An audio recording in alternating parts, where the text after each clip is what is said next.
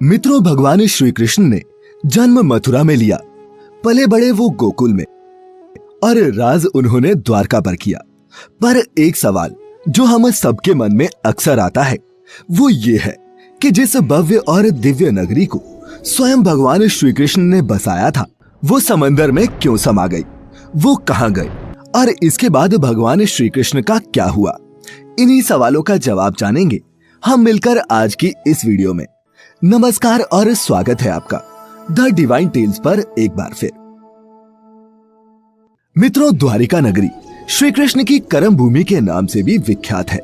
महाभारत में वर्णित कथा के अनुसार भगवान श्री कृष्ण ने जब कंस का वध किया तब जरासंध ने प्रण लिया कि वो कृष्ण और यदुवंशियों का समूल नाश कर देगा, और जब भी जरासंध को अवसर मिलता तो वो मथुरा और यदुवंशियों पर दावा बोल देता। उसका अत्याचार रुकने का नाम ही नहीं ले रहा था। ऐसे में यदुवंशियों की सुरक्षा के लिए श्री कृष्ण ने मथुरा को छोड़ देना ही बेहतर समझा। मथुरा छोड़ने के बाद उन्होंने समंदर किनारे एक दिव्य और भव्य नगर की स्थापना की जिसका नाम द्वारका रखा गया। यहाँ आने के बाद वो अपने प्रियजनों के साथ सुकून से जीवन यापन करने लगे। फिर वक्त का पहिया घूमा और लगभग 36 वर्ष तक कुशलता पूर्वक राज्य का संचालन करते हुए एक दिन अचानक उनके देह त्यागने के बाद वैभवशाली द्वारका नगरी भी समंदर में समा गई। मित्रों, पौराणिक ग्रंथों में इस घटना से संबंधित दो कथाओं की जानकारी प्राप्त होती है।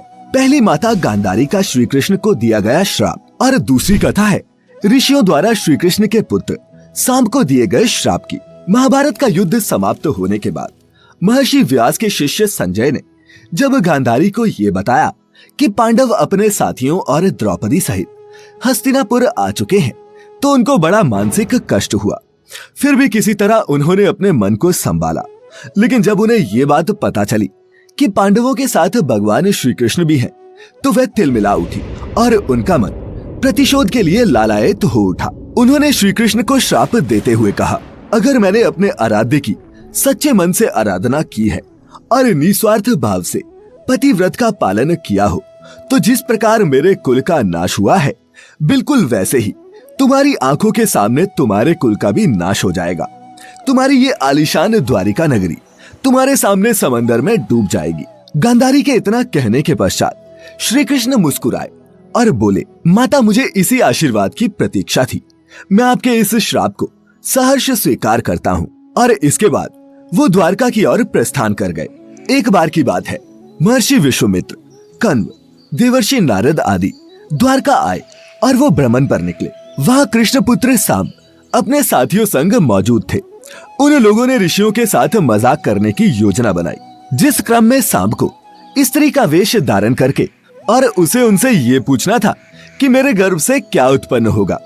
ऋषियों ने जब देखा कि ये युवक हमारा अपमान कर रहे हैं तो क्रोधित होकर उन्होंने उसे श्राप दिया कि श्री कृष्ण का ये पुत्र वृष्णि और अंधक वंशी पुरुषों का नाश करने के लिए एक लोहे का मूसल उत्पन्न करेगा, जिसके द्वारा तुम जैसे क्रूर, अहंकारी और क्रोधी लोग अपने समस्त कुल का संहार करेंगे। भगवान कृष्ण और बलराम के सिवा सब लोगों पर उस मूसल का प्रभाव होगा। जब श्री कृष्ण को ये बात पता चली तो उन्होंने कहा, ये जरूर सत्य होगा। श्राप के फलस्वरूप ही सांब ने मूसल उत्पन्न किया। पर जब ये बात राजा उग्रसेन को पता चली तो उन्होंने मूसल को चुराकर चुपचाप समंदर में फेंकवा दिया। साथ ही ये भी घोषणा करवा दी कि आज से कोई भी वृष्णि व अंधकवंशी अपने घर में मदिरा का उत्पादन नहीं करेगा। जो भी व्यक्ति छिपकर मदिरा तैयार करेगा उसे मृत्यु दंड की सजा दी जाएगी। और ये सुनकर द्वारका वासियों ने मदिरा नहीं बनाने का प्रण लिया। इसके बाद द्वारिका में आए दिन अशुभ घटनाएं घटने लगी। कभी तेज आंधी आती तो कभी तेज तूफान। चूहों की संख्या अचानक से इतनी ज्यादा बढ़ गई कि मनुष्यों से ज्यादा चूहे दिखने लगे और सोते हुए मनुष्यों के बाल और नाखूनों तक को कुतरने लगे। सारस उल्लुओं की और बकरे गीदड़ों की आवाज निकालने लगे। पूरी द्वारिका नगरी में अजीब सी घटनाएं घटित होने लगी। गायों के पेट से गधे, कुतियों से बिलाव और नेवलियों के गर्भ से चूहे पैदा होने लगे। यदुवंशी तामसिक क्रियाओं में संलिप्त रहने लगे। फिर जब भगवान कृष्ण ने नगर में होते इन अपशकुनों को देखा तो उन्होंने सोचा कि कौरवों की माता गांधारी का श्राप सत्य होने का समय आ गया है। इन अपशकुनों को देखकर तथा पक्ष के 13वें दिन अमावस्या का संयोग जानकर श्री कृष्ण काल की अवस्था पर विचार करने लगे। उन्होंने देखा कि इस समय वैसा ही युग बन रहा है जैसा महाभारत के युद्ध के समय बना था, और फिर गांधारी के श्राप को सत्य करने के उद्देश्य से श्री कृष्ण ने यदुवंशियों को तीर्थ यात्रा करने की आज्ञा दी। भगवान कृष्ण की आज्ञा से सभी राजवंशी समंदर के तट पर प्रभास तीर्थ आकर निवास करने लगे। प्रभास तीर्थ में रहते हुए एक दिन जब अंधक व वृष्णिवंशी आपस में वार्तालाप कर रहे थे, तभी सात्यकी ने आवेश में आकर कृतवर्मा का उपहास और अनादर कर दिया। कृतवर्मा ने भी कुछ ऐसे शब्द मुख से निकाल दिए जिनसे सात्यकी का क्रोध 7वें आसमान पर पहुंच गया और उसने कृतवर्मा का वध कर दिया। ये देख अंधक वंशियों ने सात्यकी को चारों ओर से घेर लिया और उन पर आक्रमण कर दिया। इस दृश्य को देखकर श्री कृष्ण के पुत्र प्रद्युम्न उनकी सहायता के लिए दौड़े। सात्यकी और प्रद्युम्न अकेले ही मोर्चा संभाल रहे थे, लेकिन अंधक वंशियों की संख्या अधिक होने के कारण उन्हें पराजय का सामना करना पड़ा और अंत में वो उनके हाथों मारे गए। अपने पुत्रों की मृत्यु से श्री कृष्ण को अत्यधिक क्रोध आया और उन्होंने एक मुट्ठी घास उखाड़ ली। जैसे ही घास हाथ में आती वह लोहे का मूसल बन जाती। मित्रों, ऋषियों द्वारा दिए गए श्राप के कारण ही ऐसा हो रहा था। मूसल इतना ज्यादा शक्तिशाली था कि उसके एक ही वार से किसी का वध हो सकता था और इस प्रकार यदुवंशी आपस में ही युद्ध करके मरने लगे। श्री कृष्ण के देखते ही देखते साम, चारुदेशन, अनिरुद्ध और गद की मृत्यु हो गई। इसके बाद श्री कृष्ण का रौद्र रूप देखने को मिला और उन्होंने सभी सूरमाओं का वध कर डाला। अंत में श्री कृष्ण और उनके सारथी दारुक ही शेष बचे। भगवान कृष्ण ने दारुक से कहा, तुम इसी क्षण हस्तिनापुर जाओ और अर्जुन को सारी घटना विस्तार से बताकर उसको यहाँ ले आओ। दारुक ने उनकी आज्ञा का पालन भी किया।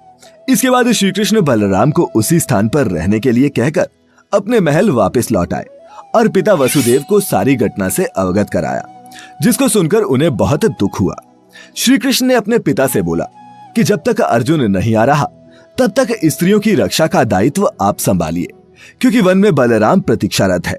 मैं उन्हीं के पास जा रहा हूँ। नगर में स्त्रियों की चीख पुकार मचनी शुरू हो गई। ऐसे में श्री कृष्ण ने स्त्रियों को सांत्वना देते हुए कहा कि घबराइए मत, अर्जुन आने वाले हैं और वे सब संभाल लेंगे। इतना कहकर वे वन की ओर चल पड़े। जब कृष्ण वन में पहुंचे तो देखा कि बलराम जी समाधि में लीन हैं। अचानक ही उनके मुख से एक सफेद रंग का सर्प निकला और समंदर की ओर चला गया। मित्रों, वो कोई सामान्य सर्प नहीं था, क्योंकि उसके हजारों मस्तक थे। और इतना ही नहीं, समुद्र ने स्वयं प्रकट होकर उस शेषनाग का अभिवादन किया। कुछ ही देर में बलराम ने अपने शरीर को त्याग दिया। श्री कृष्ण उस सूने वन में अकेले विचरण करते हुए गांधारी के श्राप के बारे में चिंतन करने लगे और अपनी इंद्रियों को संयमित करते हुए महायोग की अवस्था में धरती पर लेट गए। तभी जरा नामक एक शिकारी अपने शिकार की तलाश में वहां आ पहुंचा। दूर से उसे लगा कि वहां कोई हिरन है और उसने बाण चला दिया, परंतु जब वह अपने शिकार को पकड़ने के लिए आगे बढ़ा तो वहां श्री कृष्ण थे। ये देखकर उसे बड़ा पछतावा हुआ। भगवान ने उस शिकारी को आश्वासन दिया और स्वयं परम धाम चले गए, जहाँ कई मुनि और देवताओं ने उनका भव्य स्वागत किया। फिर वो शिकारी हस्तिनापुर गया और पांडवों को पूरी घटना की जानकारी दी, जिसे सुनकर पांडव बड़े दुखी हुए। दूसरी तरफ अर्जुन भी द्वारका पहुंच गए थे। वहां की स्थिति देखकर उनके मन को बड़ा क्षोभ हुआ। श्री कृष्ण की रानियों ने जब अर्जुन को देखा तो उनकी आंखों से भी अश्रु की धारा निकल पड़ी। इस दृश्य को देखकर अर्जुन की आंखें भी नम हो गई। वहां का पूरा माहौल ही शोकमय हो गया। वसुदेव भी वहीं उपस्थित थे।